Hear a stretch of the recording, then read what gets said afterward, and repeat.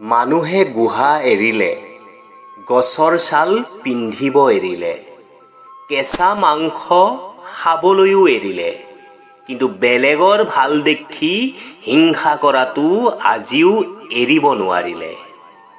কলা ৰং কাৰোৱেই প্ৰিয় নহয়, কিন্তু স্কুলৰ সেই কলা বোৰ্ডখনেই ছাত্ৰ-ছাত্ৰীসকলৰ জীৱন উজ্জ্বল কৰি তোলে। চিতাৰ অগ্নিয়ে মানুহক এবাৰহে জ্বলায়, কিন্তু চিন্তাই মানুহক বাৰে বাৰে জ্বলায়। সেয়ে চিন্তা কৰিবলৈ বাদ দিয়ক। তুমি দিয়া সকলো বস্তু বহুত যত্ন কৰি ৰাখি থৈছোঁ, মাথো তোমাকেই ৰাখিব নোৱাৰিলোঁ।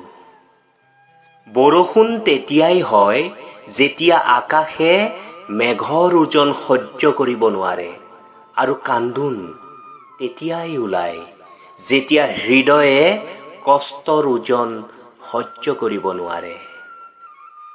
পৰিয়াল কিমান ধনী বা কিমান দুখীয়া সেইটো ডাঙৰ কথা নহয়। তুমি কিমান সুখী, জীৱনটো কিমান উপভোগ কৰিছা, সেইটোহে ডাঙৰ কথা। অনুভূতি কেতিয়াও লুকাই ৰাখিব পৰা নাযায়, আৰু কিছুমান মানুহৰ লগত সম্পৰ্ক শেষ হৈ গ'লেও পাহৰিব পৰা নাযায়। ভাল পোৱাৰ কাৰণে মানুহে সপোন দেখে, আৰু তুমি নিবিচাৰিলেও তোমাক মই সেই ভাল পোৱা দিছোঁ। সেয়ে অৱহেলা নহয়, পৰম যত্নত ৰাখা। বেছি ভাল পোৱা প্ৰকাশ কৰিলে মানুহ হেৰাই যায়। আগতে পৃথিৱীত কোনো ৰাস্তা নাছিল। যেতিয়া মানুহে খোজ কাঢ়িব শিকিছিল, তেতিয়াই ৰাস্তা তৈয়াৰ হৈছিল। সেয়ে তোমাৰ ৰাস্তা তুমি নিজেই বনাব লাগিব। কথা হজম কৰিব শিকক। এইটো হৈছে এটা ডাঙৰ গুণ। ইয়ে আপোনাক জীৱন যুঁজত জয়ী হোৱাত সহায় কৰিব। কোনোবাই তোমাক বেয়া পালে তুমি মন বেয়া নকৰিবা। এজন মানুহ কেতিয়াও সকলোৰে প্ৰিয় হ'ব নোৱাৰে। বৰষুণ নহ'লে যেনেকৈ বুজিব নোৱাৰি যে ছাতিটোৰ ক'ত ফুটা আছে, ঠিক তেনেকৈ বেয়া সময় নাহিলে সঁচাকৈ বুজিব নোৱাৰি কাৰ মনত কি আছে। এই কথাকেইটা সদায় মনত ৰাখিব। 1. নিজক সকলোতকৈ বেছি ভাল পাওক। 2. আনৰ কাৰণে নিজৰ উপভোগৰ মুহূৰ্তবোৰ এৰি নিদিব। 3. সিদ্ধান্ত লওঁতে কেতিয়াও আৱেগিক নহ'ব। 4. আনৰ ওচৰত সীমাবদ্ধ নহ'ব। 5. নিজৰ দুৰ্বলতা আনক প্ৰকাশ নকৰিব। 6. প্ৰিয় মানুহৰ বিশ্বাস কেতিয়াও নাভাঙিব। অসৎ লোকে কাকো সৎ বুলি নাভাবে, আৰু সকলোকে নিজৰ দৰে ভাবে। এনেকুৱা মানুহৰ পৰা সদায় দূৰত থাকিব। সৎ মানুহবোৰেই সাধাৰণতে নিসংগ আৰু সকলোৰে আক্ৰমণৰ লক্ষ্যবস্তু হয়। অহংকাৰে কৈ দিয়ে টকা কিমান আছে, সংস্কাৰে কৈ দিয়ে পৰিয়াল কেনেকুৱা, স্পৰ্শই কৈ দিয়ে স্বভাৱ কেনেকুৱা, তৰ্কই কৈ দিয়ে জ্ঞান কিমান, মুখৰ ভাষাই কৈ দিয়ে মানুহ কেনেকুৱা, পচন্দই কৈ দিয়ে চিন্তা ভাৱনা কেনেকুৱা, সপোনে কৈ দিয়ে ভৱিষ্যত কেনেকুৱা। ভগৱান শ্ৰীকৃষ্ণই কৈছিল, কাকো কষ্ট দি নিজৰ সুখৰ প্ৰাৰ্থনা নকৰিবা। আৰু 3 ধৰণৰ মানুহেই সঁচা কথা কয়। 1. সৰু ল'ৰা-ছোৱালী। 2.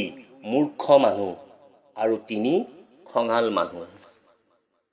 তোমাৰ সামৰ্থ্য অনুসৰি দুখীয়াক দান কৰা।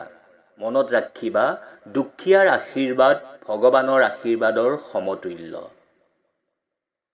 লোভে মানুহক বহুত তললৈ নমাই দিয়ে, আৰু অভাৱে মানুহক বহুত কিবা কিবি শিকাই দিয়ে।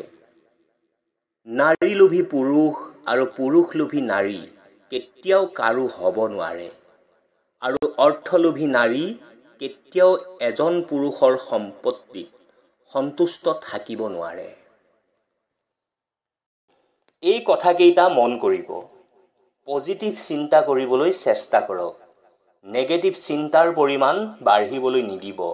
তেতিয়া যিকোনো পৰিস্থিতিৰ লগতে যুঁজিব পাৰিব। ভৰসা কাৰোৱে নাভাঙিব, কিয়নো ভৰসা ভঙাৰ শব্দ নহয়, কিন্তু ইয়াৰ ফল গোটেই জীৱন জুৰি ভুগিব লগা হয়। জীৱনটো যদি শান্তিৰে উপভোগ কৰিব বিচাৰে, তেনেহ'লে বেজী হৈ জীয়াই থাকক, কেঁচি হৈ নহয়। কিয়নো বেজীয়ে দুটাক এটা কৰে আৰু কেঁচিয়ে এটাক দুটা কৰে। কৰ্মৰ ওপৰত বিশ্বাস ৰাখক আৰু বিধিৰ বিধানৰ ওপৰতো বিশ্বাস ৰাখক। প্ৰভাৱিত হ'বলৈ বাদ দিয়ক। সৰু সৰু কথাত ইগন'ৰ কৰিবলৈ শিকক। লাগিলে পৰিস্থিতি যিয়েই নহওক, তাতকৈ এইটো ভাবক যে এই সকলোবোৰ ক্ষন্তেকৰ বাবেহে। এটা কথা মনত ৰাখিব, নেৰা নেপেৰা অভ্যাসৰ বলতহে আমাৰ ভিতৰত থকা ধৈৰ্য শক্তি বঢ়াব পাৰোঁ। ধৈৰ্য হ'ল আটাইতকৈ ভাল বন্ধু। আমি যদি ইয়াৰ আঙুলি এটাও এৰি নিদিওঁ, ই আমাক কেতিয়াও লগ এৰি নিদিয়ে। যিজনে সময় বচায়, সেইজনে ধন বচায়। ৰাহি কৰা ধন উপাৰ্জন কৰা ধনৰ লগত একে। নিজৰ ভুল স্বীকাৰ কৰা। ই অন্তৰ আৰু মন সম্পূৰ্ণৰূপে পৰিষ্কাৰ কৰে। জ্ঞানী আৰু বুদ্ধিয়ক লোকে কাম কৰাৰ আগতে ভাবে, আৰু মূৰ্খ লোকে কাম কৰাৰ পাছত ভাবে। কিছুমান ভুল কৰাটো পাপ, কিন্তু ভুল কৰি লুকাই ৰখাটো তাতোকৈ বেছি পাপ। শেষত এটাই কম, জীৱনত যদি শান্তিৰে জীয়াই থাকিব বিচাৰিছে, তেনেহ'লে এই দুটা কৰক। 1. যিয়ে তোমাক প্ৰতাৰণা কৰিছে তেওঁক পাহৰি যোৱা। 2. যাক তুমি পাহৰিব নোৱাৰা তাক তুমি ক্ষমা কৰি দিয়া।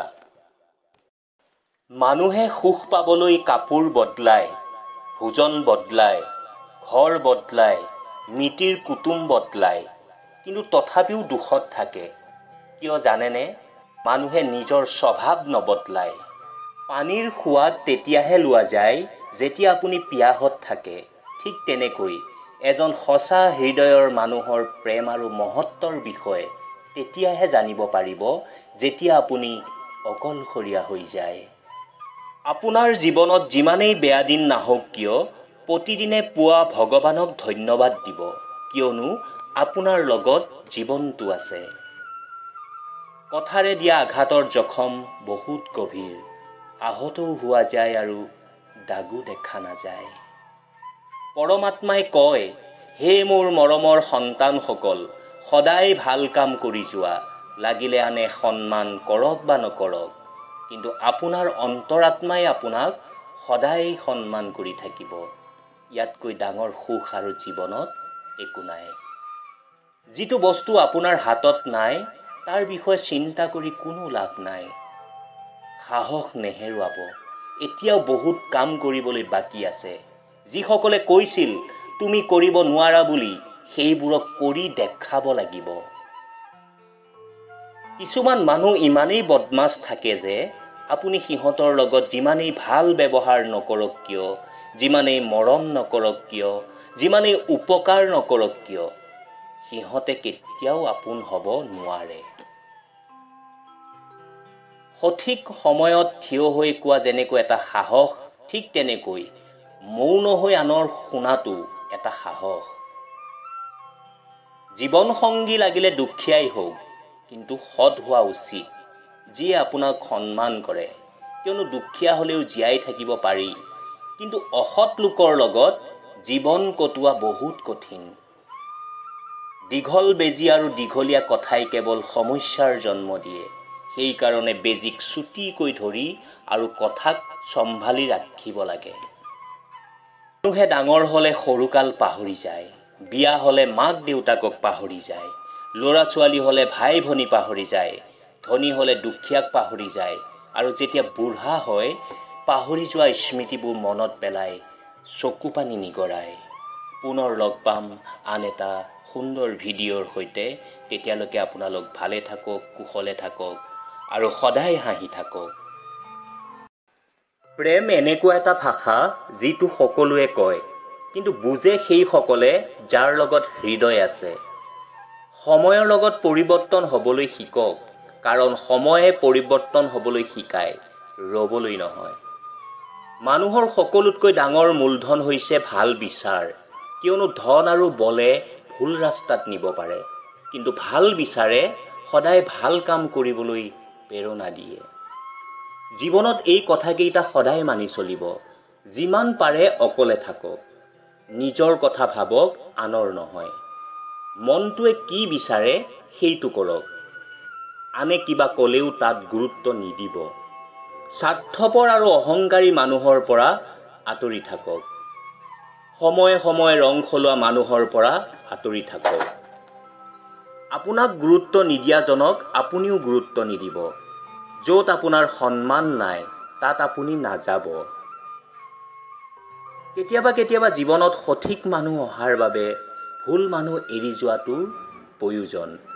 ভালপোৱা আৰু মৃত্যু দুয়োটাই নিমন্ত্ৰণবিহীন অতিথি। এজনে আহি লৈ যায় মন, আনজনে লৈ যায় জীৱন।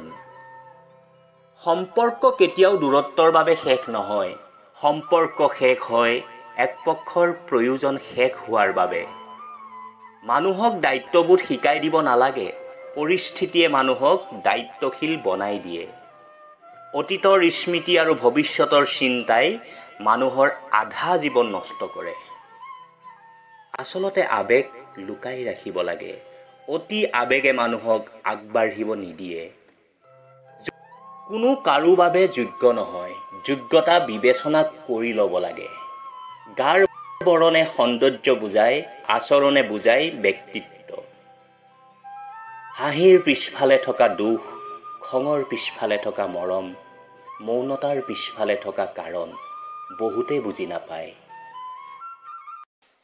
কথাকেইটা অতি গুৰুত্বপূৰ্ণ, মন দি শুনিব। এটা সময়ত মায়ে কান্দে সন্তানে ভাত খোৱা নাই বুলি, আৰু এটা সময়ত মায়ে কান্দে সন্তানে ভাত দিয়া নাই বুলি। প্ৰচুৰ বেংক বেলেঞ্চ, কিন্তু মনত শান্তি নাই। ফাইল ভৰা ডিগ্ৰী, অথচ সাধাৰণ জ্ঞানৰ অভাৱ। ডাঙৰ বাংলা, কিন্তু মা দেউতাৰ কাৰণে ঠাই নাই। বয়স বহাৰ লগে লগে যেন মানুহৰ মূল্যও কমি যায়। যিসকলৰ দুজন ককাই ভাই, তেওঁলোকে সৰুতে খেলা এটা খেল। এজনে কয় মা মোৰ, আনজনে কয় নহয় মা মোৰহে। কিন্তু সিহঁত যেতিয়া ডাঙৰ হৈ যায় তেতিয়া কয় মাক তুমি ৰাখা, মোৰ সময় নাই, দিনটোৰ ব্যস্ততাৰে পাৰ কৰিব লাগে। তেতিয়া আনজনে কয় মোৰ ক'ত সময় আছে, মোৰোতো সময় নাই। তুমি এনেদৰে কৈছা যেন মা অকল মোৰহে। তিতা লগা যদিও সত্য কথা। যদি কেতিয়াবা মা দেউতাৰ কাৰণে কিবা ত্যাগ কৰিব লগা হৈছে, মনত দুখ নকৰিব, কাৰণ সেই সৌভাগ্য সকলোৰে নাথাকে। আৰু এবাৰ ত্যাগ দিয়াৰ পিছত যদি কেতিয়াবা আৰু ত্যাগ দিব লগা হয়, তেতিয়া কিন্তু আপোনাকে বিচাৰিব। কাৰণ হিউমেন নেচাৰে সদায় এজন অভিজ্ঞ ব্যক্তিকহে বিচাৰে। আপুনি আগতেও দিছে, সেয়ে আপুনি পাৰিব। যিয়ে আনৰ দুখ আপোনাৰ আগত কয়, তেওঁ নিশ্চয় আপোনাৰ দুখৰ কথাও আনৰ আগত ক'ব। ভাল পোৱাবোৰ আমাৰ জীৱনত ঋণ হৈ আহে। সেইটোক আমি পৰিশোধ কৰিব লাগে, হয়তো ভাল পোৱাৰে নহয়, চকু পানীৰে। মানুহক আপুনি কেতিয়াও আস্থা ৰাখিব নোৱাৰে। সিহঁতে নিজৰ সুখৰ কাৰণে আপোনাক পাহাৰৰ ওপৰৰ পৰা ঠেলি পেলাই দিবলগীয়া হ'লেও অকণো কুণ্ঠাবোধ নকৰে। এজনী পত্নীয়ে যেতিয়া পতিৰ পৰা পুৰাপুৰি ভাল পোৱা, মৰম, সন্মান আৰু সহযোগিতা পায়, তাতকৈ ডাঙৰ উপহাৰ এজনী পত্নীৰ কাৰণে কি হ'ব পাৰে? স্ত্ৰীৰ ওচৰত আপুনি উত্তম মানে আপুনি সঁচাকৈ উত্তম।